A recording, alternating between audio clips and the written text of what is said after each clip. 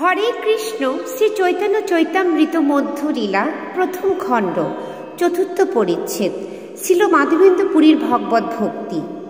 জয় জয় গৌরচন্দ্র জয় কৃপা সিন্ধু, জয় জয় শচীসুত জয় দীনবন্ধু।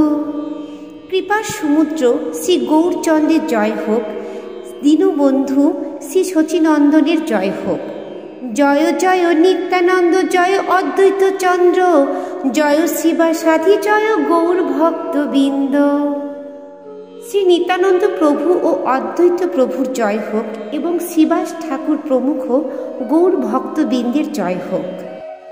গোপাল প্রকট শুনি নানা দেশে হইতে, নানা দ্রব্য লইয়া লোক লাগিল আসিতে। কেবল আশেপাশের গ্রামগুলি থেকেই নয়, শ্রী গোপাল দেবের আবির্ভাবের কথা শুনে নানা দেশ থেকে নানা রকম উপহার সহ লোকেরা আসতে লাগল। মথুরার লোক সব বড় বড় ধনী, ভক্তি করি নানা দ্রব্য ভেট দেয় আনি। মথুরার সমস্ত ধনী লোকেরাও নানা রকম উপহার নিয়ে এসে ভক্তি সহকারে সেইগুলি ভগবানকে নিবেদন করলেন। স্বর্ণরূপ বস্ত্রগন্ধ ভোগ্য উপহার, অসংখ্য আইসে নিত্য বাড়াইল ভাণ্ডার।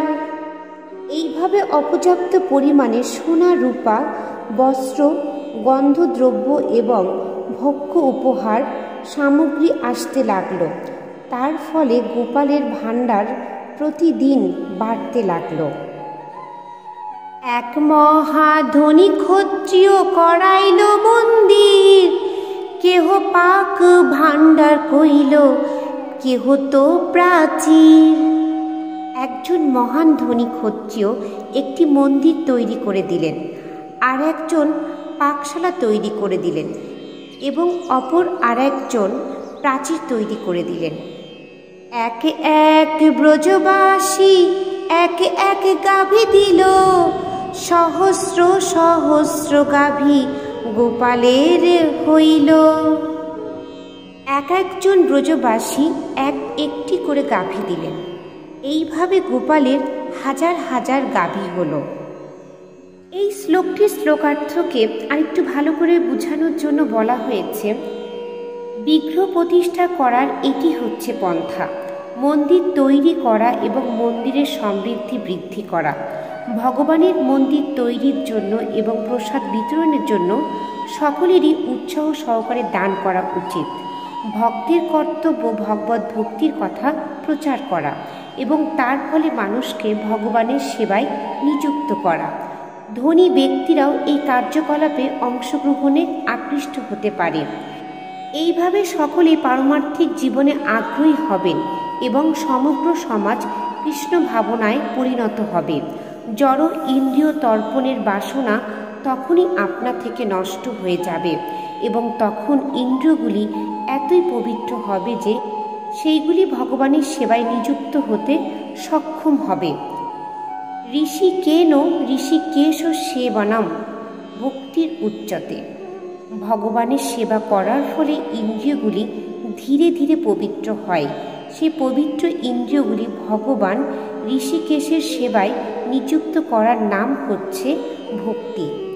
ভগবত ভক্তি স্বাভাবিক প্রবণতা যখন জাগৃত হয়, তখন পরমেশ্বর ভগবানকে যথাযথভাবে জানা যায়।